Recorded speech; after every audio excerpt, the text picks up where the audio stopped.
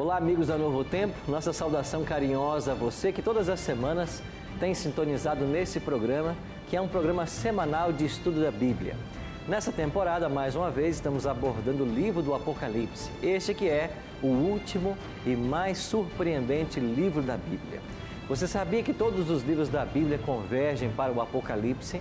Você sabia que no Apocalipse nós temos um complemento das ideias que foram suscitadas no Antigo Testamento? Ele é um complemento, por exemplo, do livro de Daniel. Você sabia também que o Apocalipse foi escrito numa forma de quiasmo? O que significa essa estrutura literária? Nós temos o início e o final e no centro do livro a grande ideia se encontra. Por isso que a partir de hoje nós vamos estudar os capítulos 13 e 14. Começamos semana passada com 12 também. E esses três capítulos, 12, 13 e 14, eles constituem o centro do livro do Apocalipse. Aí está centrada a sua principal mensagem. E nós vimos semana passada o dragão irado contra a mulher. Isso significa que o âmago do Apocalipse é o grande conflito entre o bem e o mal. Você se lembra que o diabo tentou destruir a Cristo?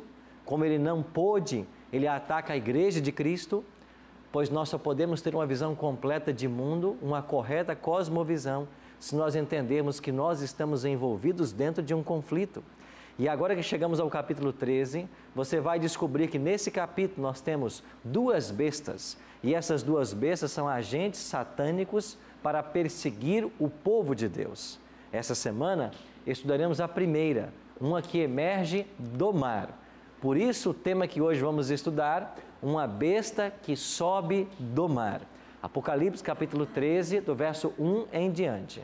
Na semana que vem, aprenderemos sobre uma segunda besta. Esta surge da terra.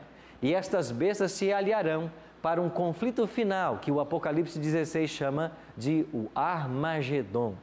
Pois bem, nós estamos aqui no Cevisa com um grupo especial de amigos para estudarmos mais sobre o Apocalipse. E eu queria saber do pastor Neto, o que ele está achando até aqui do estudo, qual é o seu parecer? Pastor, até aqui que nós já descobrimos, e eu creio que tem mais para descobrir, no Bíblia Fácil, que não está sendo tão fácil assim. Né?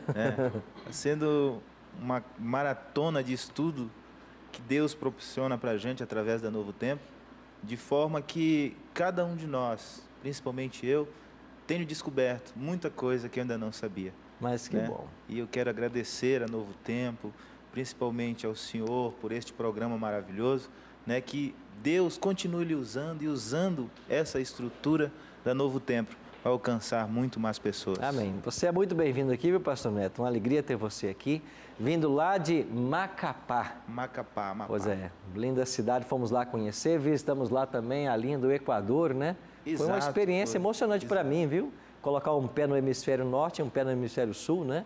É uma experiência interessante, viu? Bom, nos acompanha também nossa querida Rosângela. Tudo bem, Rosângela? Tudo bem. E aí, qual está sendo a sua avaliação até aqui dos estudos que estamos fazendo? Muita descoberta boa. Está sendo bem gratificante. O Senhor é uma bênção de Deus nos ensinando. Amém, obrigado. E a gente está podendo entender um pouquinho, né? Não tudo, mas está sendo muito bom. Mas é isso aí, a gente está aqui mais para suscitar o interesse no estudo do Apocalipse, começar um início de aprendizado, que é claro não vai parar aqui nessa temporada. Vocês devem continuar pessoalmente esses estudos, bem como os amigos que nos assistem em casa. Nós não queremos aqui ter a palavra final sobre tudo que estamos dizendo, mas isso é um início, é o desejo nosso que você se interesse mais por esse livro e busque conhecer mais a vontade de Deus. Cláudio. Tudo bem, pastor? Tudo. E aí, qual é a sua avaliação até aqui? Chegamos aí, pelo menos, ao centro do estudo do livro. Bom, até agora o que nós olhamos e abordamos, para mim tem sido revelador, sabe? Tem desmistificado tudo aquilo que a gente imaginava com relação ao livro de Apocalipse, sabe? E esse livro que eu percebo que ele traz para nós como cristão uma esperança maior. É verdade. Tem sido muito gratificante mesmo participar desse programa, né?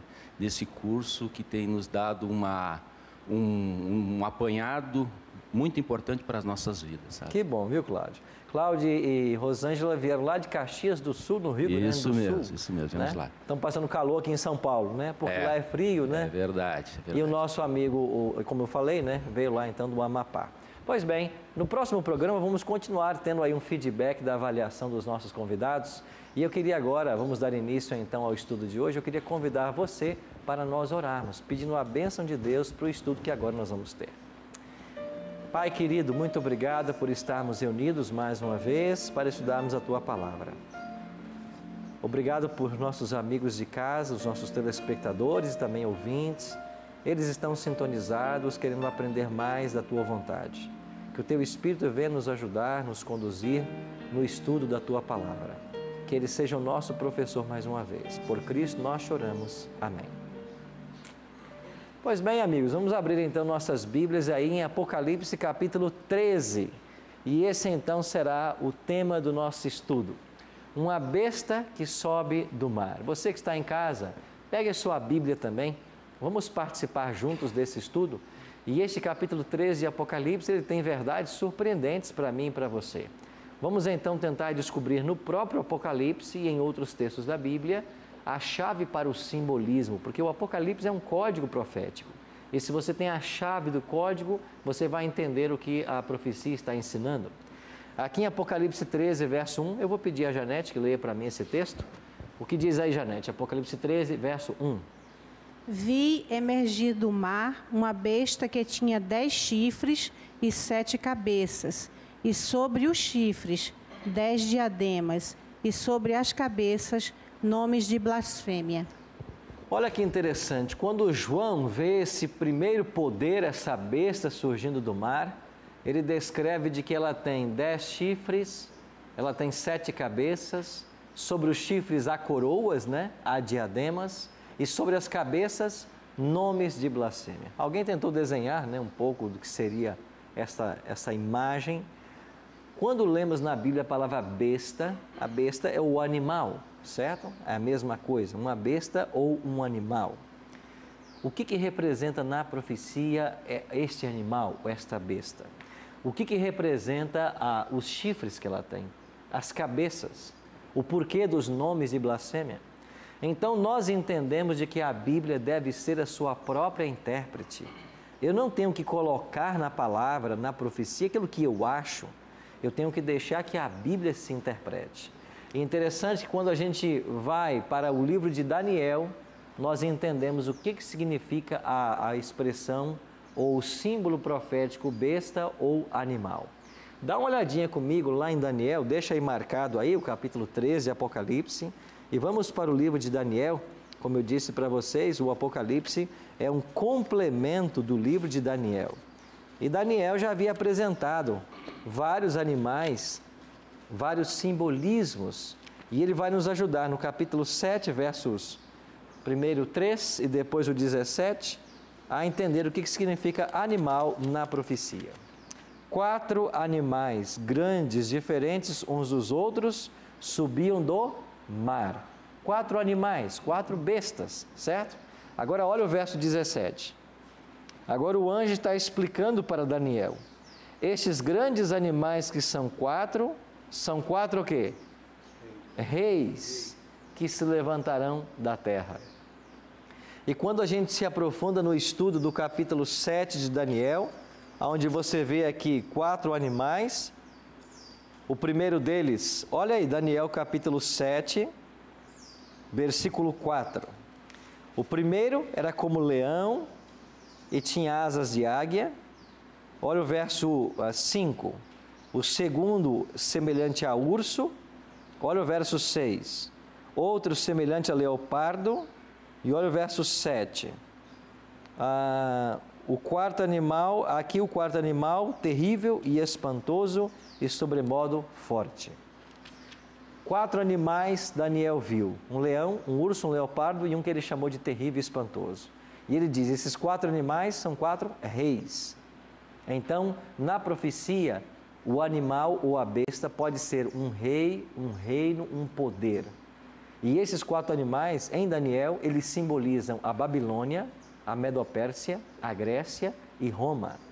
Então, Um animal, uma besta na profecia, significa um reino, um poder.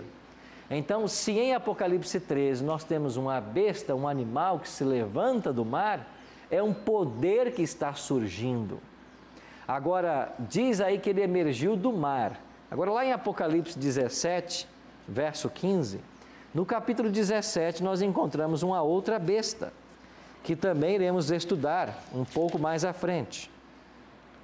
E olha o que diz o verso 1, Apocalipse 17, 1. Veio um dos 7 anjos que tem as 7 taças e falou comigo dizendo, vem, mostrar-te-ei o julgamento da grande meretriz que se assenta sobre muitas águas. Agora olha o verso 15. A meretriz se assenta sobre muitas águas e o verso 15 diz assim, as águas que viste, onde a meretriz está assentada, são o quê? Povos, multidões, nações e línguas. Então, se esta besta surge do mar, das águas, significa um poder que está surgindo do meio dos povos, nações, multidões e línguas. Ou seja, de um local densamente povoado. Então, o primeiro poder de Apocalipse 13, ele surge de um local densamente povoado. Agora, esse poder tem 10 chifres. E olha o capítulo 17, no verso 12. Apocalipse 17, 12. Os 10 chifres que viste são 10 reis. Os 10 chifres que viste são 10 reis, os quais ainda não receberam reino, mas receberam autoridade como reis com a besta durante 1 hora. Os 10 chifres são 10 reis. E o que significam as 7 cabeças? Olha aí o verso 9 agora. Aqui está o sentido, Apocalipse 17, 9. Aqui está o sentido, quem tem sabedoria. As 7 cabeças são 7 montes, nos quais a mulher está assentada, e são também 7 reis. Então nós descobrimos aqui que a besta que surge do mar representa um poder. O fato de surgir do mar significa um local densamente povoado. O fato de ter 10 chifres há uma conexão com outros 10 reinos. E o fato dela ter 7 cabeças indica que as 7 cabeças são 7 montes ou 7 reis. Quem é este poder? Bom, há muito tempo os 10 chifres de Apocalipse têm sido identificado como as 10 tribos bárbaras que vão invadir o Império Romano no 4º e 5º século. Isaac Newton, que foi um dos historiadores, ou um grande cientista, mas que escreveu muito também sobre teologia, e ele publicou um livro sobre Daniel e Apocalipse, ele até dá o nome dessas 10 tribos. E historiadores modernos também falam das mesmas tribos, com pouca divergência entre as tribos, mas todos concordam que os 10 chifres desse animal representam as 10 tribos bárbaras que invadiram o Império Romano e finalmente destronaram o imperador. Então aqui nós temos um primeiro indício. Esses 10 reinos, que na profecia são os 10 chifres, eles estão relacionados com o Império Romano. Então nós começamos a nos aproximar de quem é este poder do capítulo 13.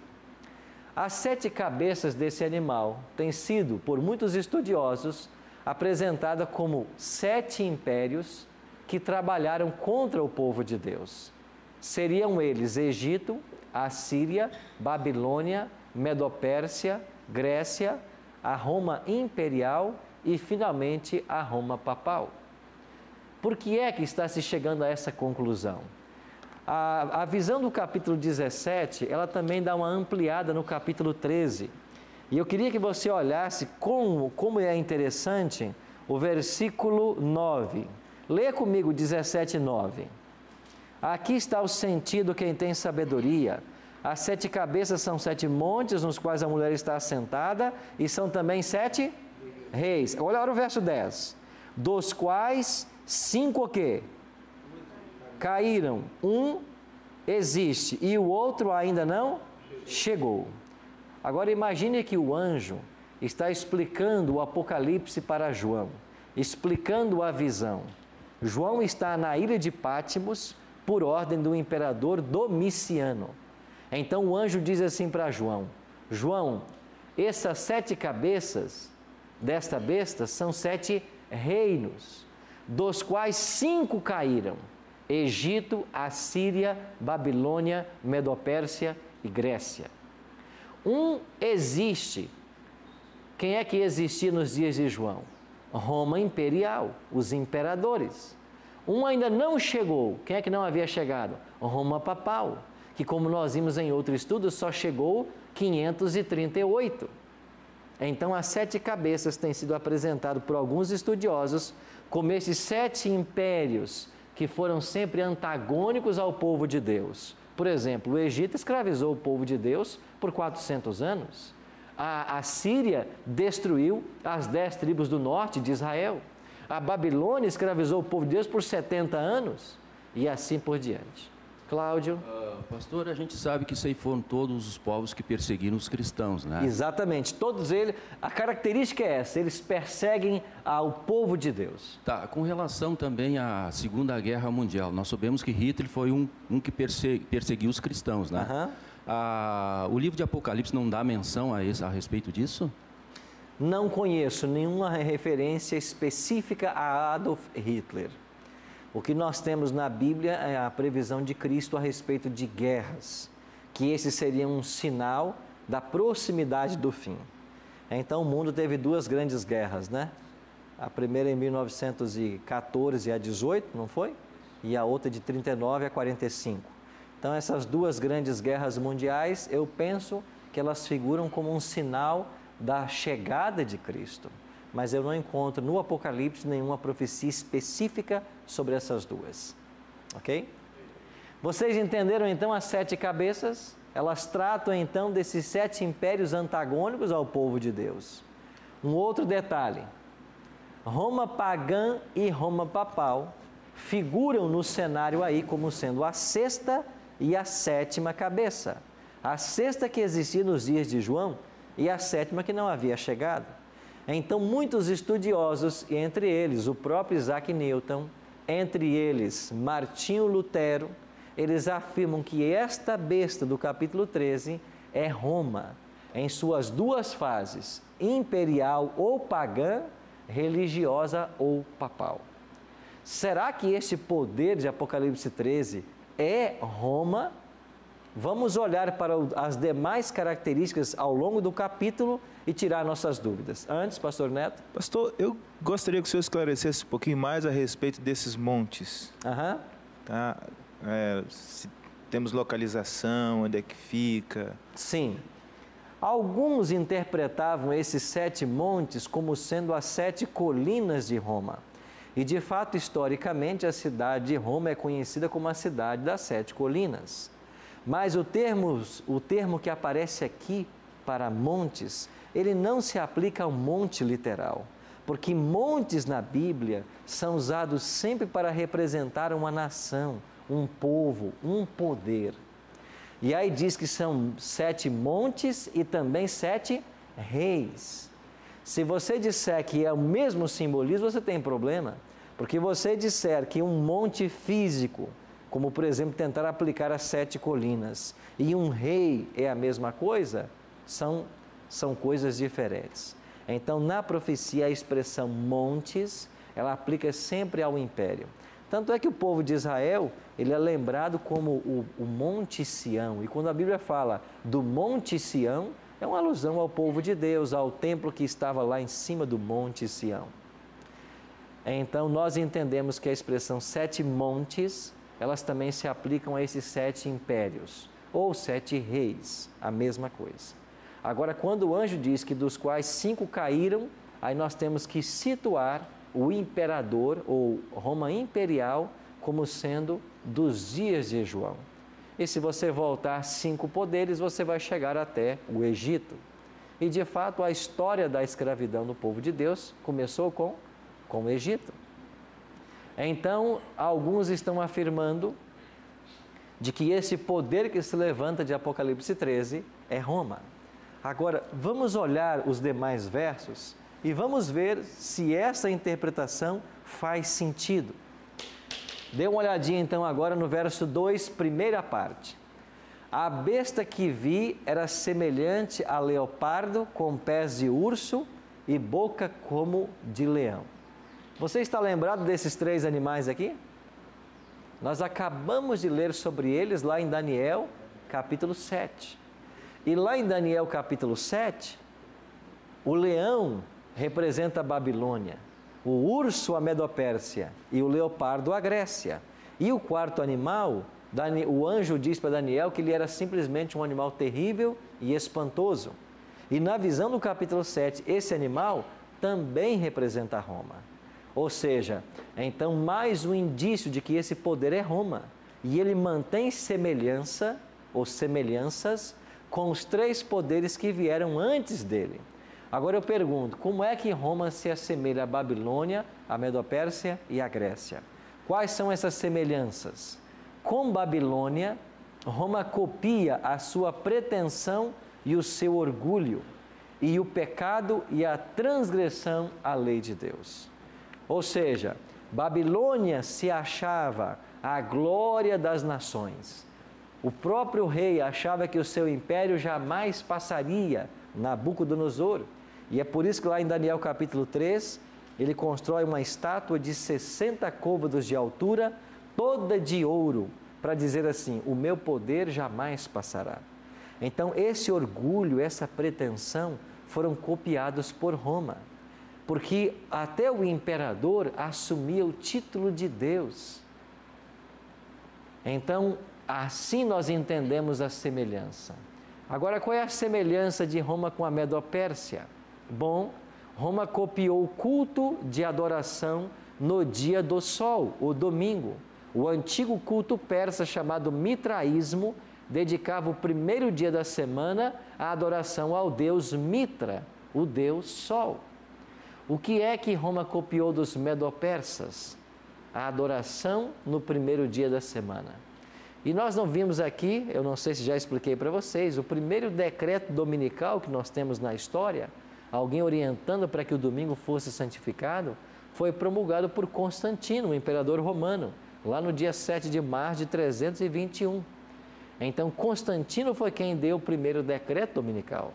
E a partir daí, Roma começou a copiar. E aquilo que o império começou a fazer, levando os cristãos a adorarem no primeiro dia da semana, continuou na igreja romana.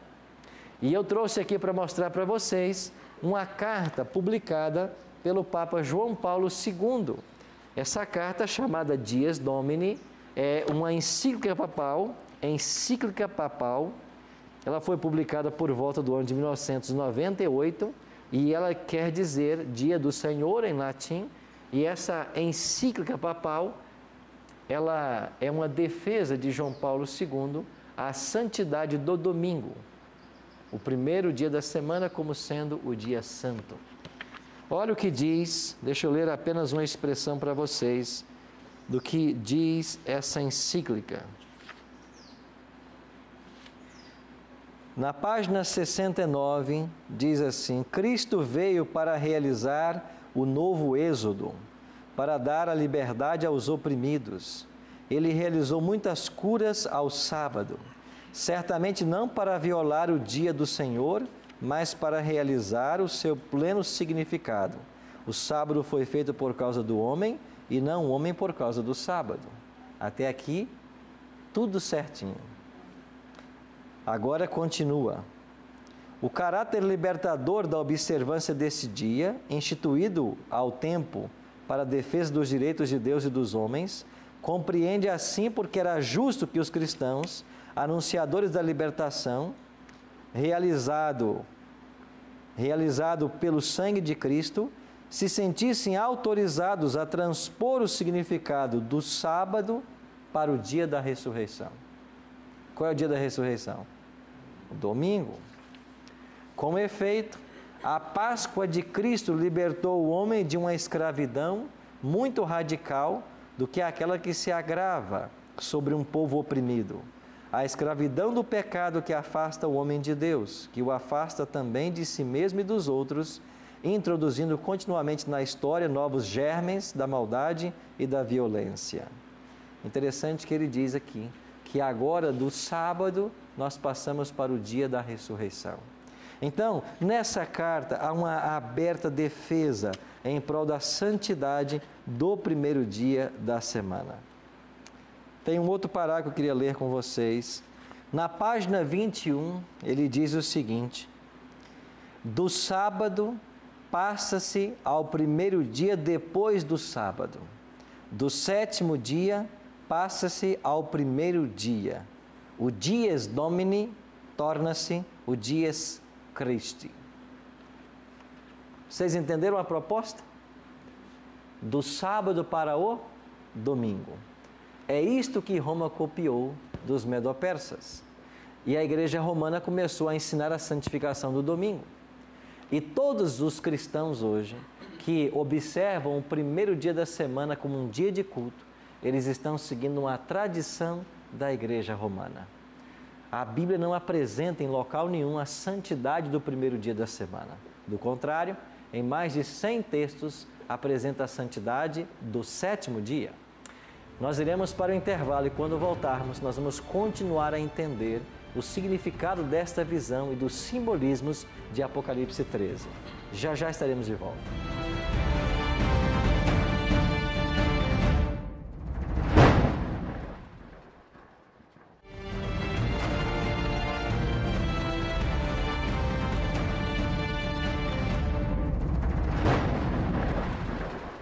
Estamos de volta com o segundo bloco do programa Bíblia Fácil desta semana. Eu quero oferecer para você o nosso guia de estudo. Ele sai inteiramente grátis, pode chegar na sua casa através dos correios. E para você receber esse presente da Novo Tempo, basta ligar para o nosso telefone 0 operadora 12 21 27 3121 ou acessar então o nosso site novotempo.com/Bíblia Fácil. Aproveita também para curtir a nossa página no Facebook, facebook.com/NovoTempoNT. E também faça-nos uma visita na Igreja Adventista mais perto da sua casa. O site encontreumaigreja.com.br pode te indicar a Igreja Adventista mais perto da sua casa. Nos domingos à noite, nós estamos estudando o tema do Apocalipse em nossas igrejas. E você está cordialmente convidado. Quando terminamos o primeiro bloco, o pastor Renato tinha uma pergunta. Pois não, pastor? Pois não. É uma pergunta antiga que eu tenho a esse respeito. O senhor estava falando a respeito da impetração da Igreja Romana deste decreto da mudança do dia Domini, né? Aham. Isso é inconsciente ou é algo premeditado? Ou seja, vamos copiar a tradição medo-persa ou outra tradição pagã, ou é feito de uma maneira inconsciente, ou talvez até sincera, ou pela prepotência de se achar no direito de fazer, de mudar o dia que a Bíblia estabelece como o dia do Senhor? Nós acreditamos ser uma ação consciente, porque ninguém pode escrever um documento ao mesmo tempo citando o mandamento de Deus, citando o sábado, citando o dia sagrado e depois propondo um outro dia. Então isso tem que ser feito de forma consciente. Nós entendemos essa mudança do sábado para o domingo, que começa com Roma imperial e se estende para a Roma papal, como cumprimento da profecia de Daniel 7,25. Lá em Daniel 7,25, falando da obra do anticristo, o profeta disse que o anticristo cuidaria em mudar os tempos e a lei. A lei de Deus foi afetada, a lei de Deus foi alterada.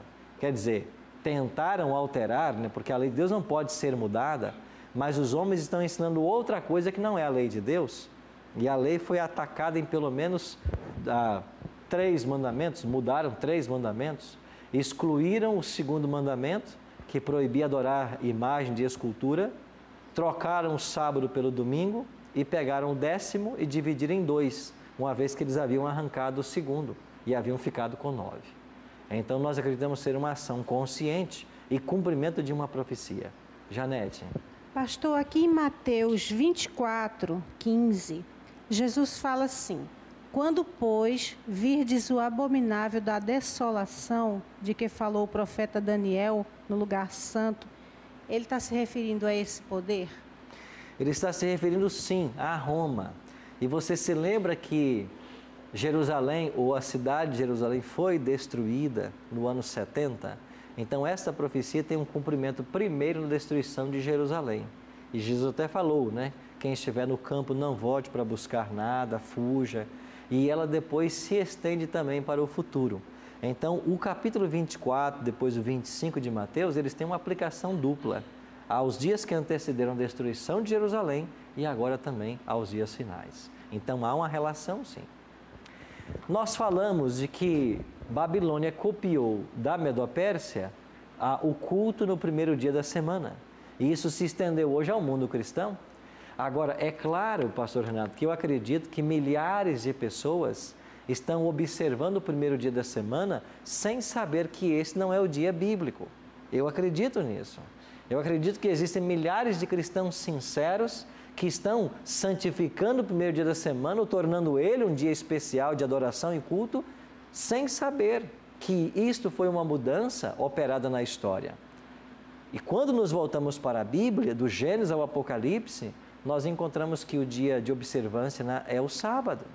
Então, esta foi uma mudança que lentamente foi sendo operada dentro da igreja, começando no Império e depois na igreja. Então, hoje a nossa função é chamar as pessoas de volta para a Bíblia, é alertar as pessoas a conhecer a verdade. O que é que esse poder copiou da Grécia? No capítulo 7 de Daniel, a Grécia é representada por um leopardo. E da Grécia, Roma copiou o sistema de imagens e invocação de santos. É por isso que Roma teve que tirar o segundo mandamento da lei de Deus do catecismo. Porque o segundo mandamento claramente proíbe a veneração de imagens de escultura. Então, eles copiaram dos gregos que tinham seus deuses. Lembra que os gregos tinham deuses para estações, para sentimentos? Então, esse panteão de deuses gregos, Roma copiou e hoje atribui aos santos uma obra de intercessão. E quando você pega o catecismo, é isso que o catecismo ensina. Se você pegar aqui, por exemplo, na página 539 do catecismo, você vai ter aqui os 10 mandamentos. Aí na coluna da esquerda, você tem os 10 mandamentos de acordo com Êxodo. E na coluna da direita, você tem a fórmula catequética. Aí começa assim, o primeiro mandamento: não terás outros deuses diante de mim. Aí coloca-se na forma catequética: amar a Deus sobre todas as coisas. O segundo mandamento: não farás para ti imagem de escultura, ou imagem esculpida, de nada que se assemelhe ao que existe lá em cima nos céus, ou embaixo na terra, ou nas águas que estão debaixo da terra. Não te prostrarás diante desses deuses, e não servirás. E na coluna da direita, na forma catequética, você tem um espaço branco. Cadê o segundo mandamento da lei de Deus? Ele foi excluído da lei. E por que foi excluído? Porque eles quiseram copiar os gregos e começaram a adorar os santos. Eu acredito na santidade de Paulo, na santidade de Pedro, de João. Eu acredito que são pessoas que estão salvas, mas todas estão no pó da terra, aguardando a volta de Jesus. Ninguém foi para o céu, a não ser quem a Bíblia diz que foi. Então, isto foi o que Roma copiou dos gregos. Eu pergunto, então não parece haver muita lógica na afirmação de Isaac Newton e de Martinho Lutero, de que esta besta do capítulo 13 é Roma nas suas duas fases? Olha para o verso 5. Que diz aí o verso 5 do Apocalipse 13. Voltamos ao capítulo 13 agora. Foi-lhe dado uma boca que proferia arrogâncias e blasfêmias e autoridade para agir 42 meses. Este poder tem uma boca que profere arrogâncias e blasfêmias. Ora, o que é blasfêmia à luz da Bíblia? Eu vou dar 2 exemplos. Lucas 5:21. E os escribas e fariseus arrazoavam dizendo: quem é este que diz blasfêmias? Quem pode perdoar pecados senão Deus? O que é blasfêmia à luz de Lucas 5:21? A pretensão do homem de perdoar pecados. Cristo foi acusado de cometer blasfêmia, Mas Cristo não blasfemou. Por que não?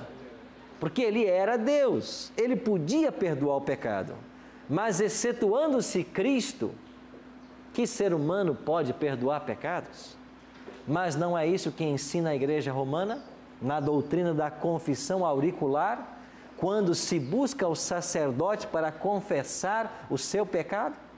Então, quando a igreja ensina que eu devo confessar o meu pecado ao sacerdote, está pretendendo que o sacerdote tem o poder de perdoar pecados.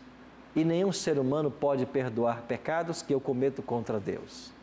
Mas, pastor, a Bíblia não diz que nós devemos perdoar os pecados uns dos outros? Claro. Se eu ofender a Janete, eu tenho que buscar o perdão dela. E a Bíblia aconselha ela a me perdoar. Se ela me ofender, ela tem que buscar o meu perdão. E a Bíblia me aconselha a perdoá-la. Agora, quando eu peco contra Deus, eu vou buscar um homem para pedir perdão? Não. Eu tenho que buscar a Deus. Isto é blasfêmia à luz da Bíblia. O que mais é blasfêmia à luz do Evangelho? João 10:33. Responderam-lhe os judeus: não é por boa obra que te apedrejamos, e sim por causa da blasfêmia, pois sendo tu homem, te fazes Deus a ti mesmo. Então os judeus disseram que Jesus blasfemou quando ele disse ser Deus. Ele não blasfemou porque ele é Deus. Mas quando alguém se coloca no lugar de Deus, comete blasfêmia. Mas não é isso que fez o imperador nos dias de Roma? Ele não se considerava um Deus? João não foi parar na ilha de Patmos porque se negou a adorar o imperador como Deus? Não é isso que faz a Igreja Romana quando coloca o Papa como o vigário, o representante do Filho de Deus? Não ensinam os papas de que eles têm na terra o lugar do Deus Todo-Poderoso e que devem se reverenciar a eles com genuflexões, como ante ao próprio Deus? Isso é blasfêmia à luz da Bíblia. O que mais o Apocalipse revela sobre esse poder? Foi-lhe dado uma boca que proferia arrogâncias e blasfêmias e autoridade para agir 42 meses. Estão lembrados desse período? Aplicando ao tempo profético em profecia, onde cada dia equivale a um ano, nós temos aqui cada dia representando um ano, Números 14, 34, Ezequiel 4, 6 e 7. Aí está a base bíblica para esse princípio e nós chegamos então, 42 meses, cada um com 30 dias, 1.260 anos. Agora, que poder atuou na história mundial por 1.260 anos? O papado. Começando em 538, o decreto de Justiniano foi em 533, em 538 foi expulsa a última tribo de Roma, os ostrogodos, e por 1.260 anos o papado dominou o mundo até a prisão do Papa Pio VI em 1798. Isso é história. Que outro poder dominou exatamente por 1.260 anos, como o Apocalipse descreve? Nenhum. Então não há dúvidas de que esse poder de Apocalipse 13 é Roma em suas duas fases. Sabe que eu estive visitando o castelo de Canossa, na Itália? E eu não sei se você se lembra da história, mas esse castelo de Canossa, na Itália, foi aonde o grande imperador alemão, que havia se excomungado pelo Papa, foi buscá-lo para pedir perdão. E nós subimos ali uma escada enorme até chegarmos no alto do castelo de Canossa. E lá estava hospedado o Papa num rigoroso inverno. E o imperador alemão, que não concordava com as ideias do Papa, foi excomungado e ele foi lá pedir perdão ao Papa. E o Papa deixou que o imperador alemão ficasse aí, no relento, num frio inverno, por cerca de 3 dias, sem sequer recebê-lo. O homem mais poderoso da Alemanha, 3 dias aí, na neve, até que o pontífice se dignasse em recebê-lo e então tirar a excomunhão. Isso não prova a autoridade que tinha o Papa nessa Idade Média? O que dizer da Santa Inquisição, do Tribunal do Santo Ofício, que matou milhares de cristãos ao longo desse tempo? Isso não fala de uma autoridade, um poder que foi dado? Você sabe que João Paulo II pediu perdão em público por todas as atrocidades que aconteceram na Idade Média, inclusive no Coliseu? Você sabe que recentemente o Papa Francisco visitou a cidade dos valdenses na Itália e também pediu perdão pela perseguição aos valdenses? Amigos, esse poder atuou por 1260 anos. Agora, olha o que diz o Apocalipse. O verso 7. Foi-lhe dado também que pelejasse contra os santos e os vencesse. Deu-se-lhe ainda autoridade sobre cada tribo, povo, língua e nação. Eles pelejaram contra os santos e eles venceram. Eu mencionei para vocês aqui numa outra semana o martírio de John Hus e Jerônimo de Praga, lá na cidade de Constança, na Alemanha. Você sabe que o Concílio de Constança se reuniu para resolver o problema do cisma papal, porque naquele tempo chegaram a ter 3 papas, um papa em Roma, um papa em Turim e um papa em Avignon, na França, e cada um deles pretendia ser o legítimo. E para resolver esse problema do cisma papal é que foi convocado o Concílio de Constança. Então o Concílio de Constança tornou-se famoso na história porque resolveu o problema do cisma, depondo os 3 papas e nomeando Martinho V como novo papa, mas esse concílio também ficou famoso por condenar à fogueira John Hus e Jerônimo de Praga. Perseguiram os santos e os venceram, pelo menos temporariamente, porque a vida eterna está reservada para eles, para todos aqueles que morreram fiéis a Cristo. O verso 3 diz assim: vi uma de suas cabeças como golpeada de morte, mas essa ferida mortal foi curada e toda a terra se maravilhou seguindo a besta. O que representa essa ferida de morte que foi dada na cabeça da besta? A prisão do Papa Pio VI em 1798. Então, após haver dominado por mais de 12 séculos, Napoleão Bonaparte chega ao poder na França e ele vai mandar que 2 generais dele, Berthier e Servani, vão até Roma e prendam o Papa. E eles entram na Capela Sistina no dia da coroação do Papa, em fevereiro de 1798, e eles dão ordem de prisão para Pio VI. Pio VI foi preso, exilado e depois morreu 2 anos depois. Aí está o cumprimento da profecia. A ferida mortal foi dada. Agora o que diz o Apocalipse? A ferida foi curada, no verso 3. Essa ferida está em processo de cura, como nós iremos ver. Cláudio? Pastor, eu queria saber por que esse Papa foi preso. Porque durante 1260 anos, a igreja esteve com o poder religioso eclesiástico e o poder político nas mãos. Eles dominavam acima dos reis da terra. Um rei, para ser coroado, dependia da coroação do Papa. Era o poder religioso mesclado com o político. E isso foi uma revolta que Napoleão Bonaparte provocou. Eles não aceitaram mais essa autoridade papal.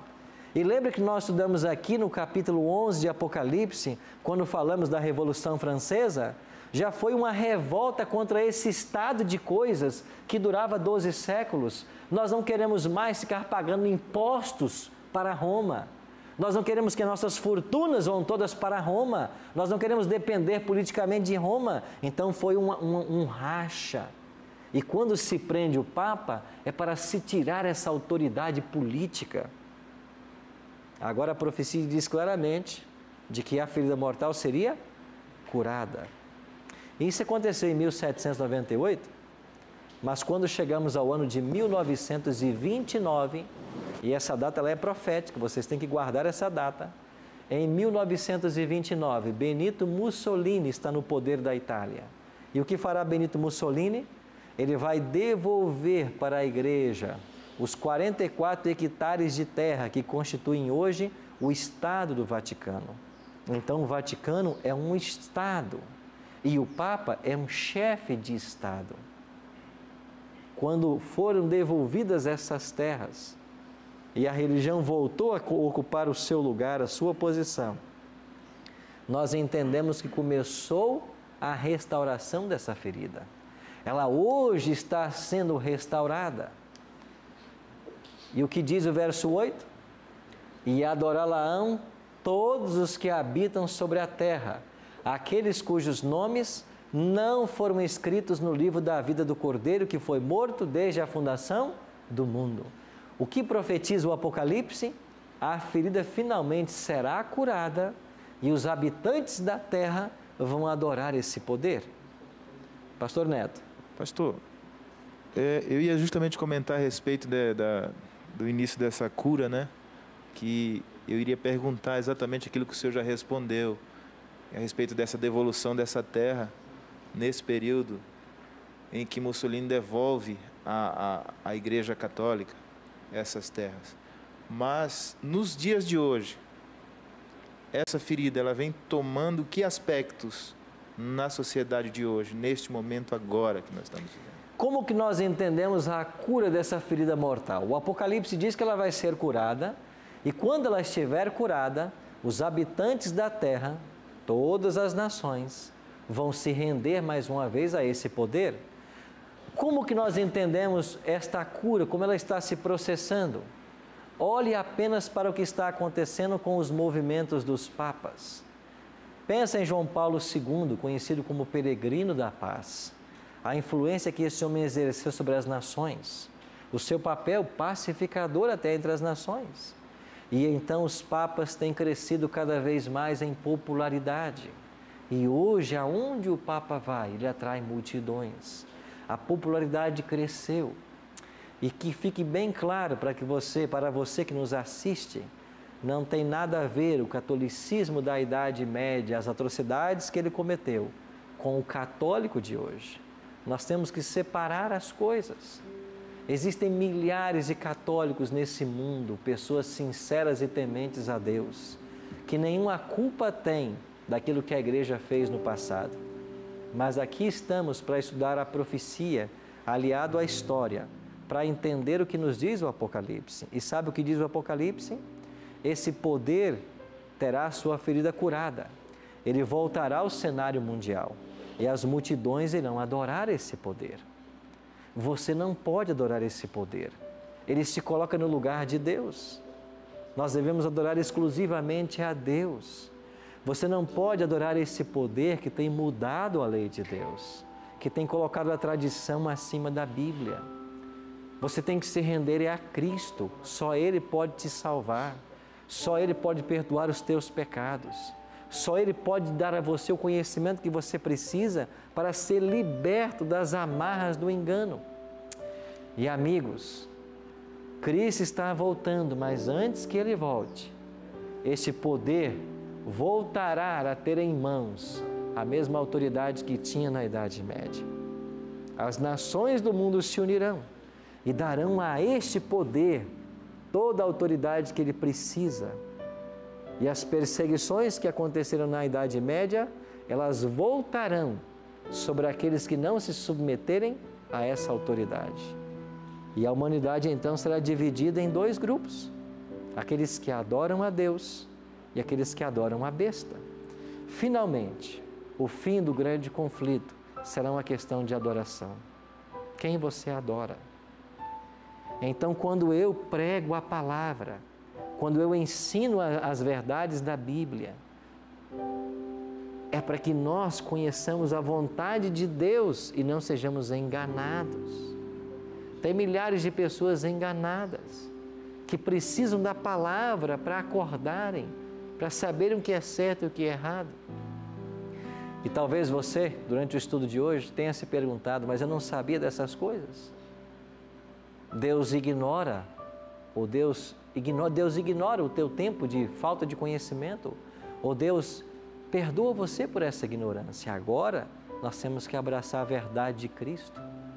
Eu queria que você pensasse nisso, enquanto ouviremos agora esta música.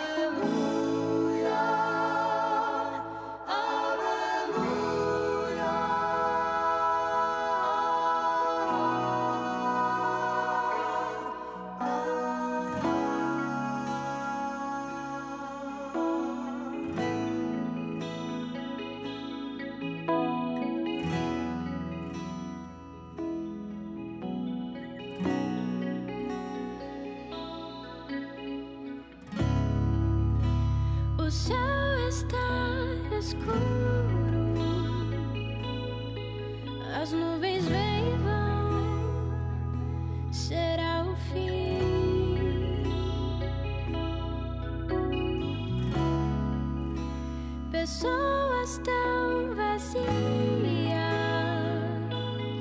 O mundo vive em caos e eu aqui clamando a ti. Será que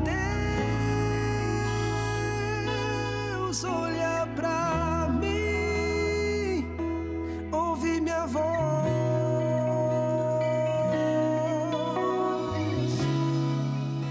mas mesmo assim prefiro acreditar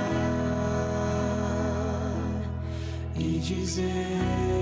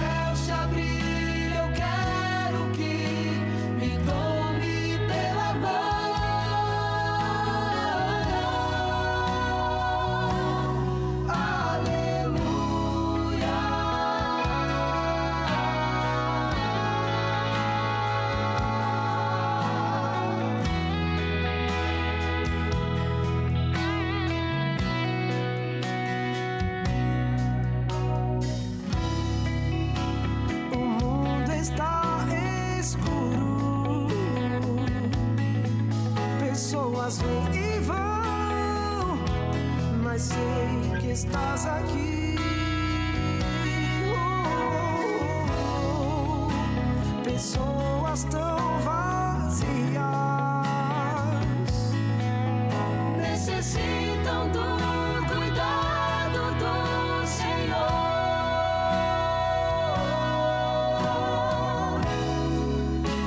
Eu sei que olha pra ti, ouve tua voz,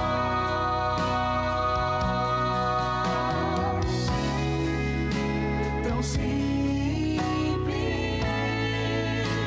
é só acreditar e dizer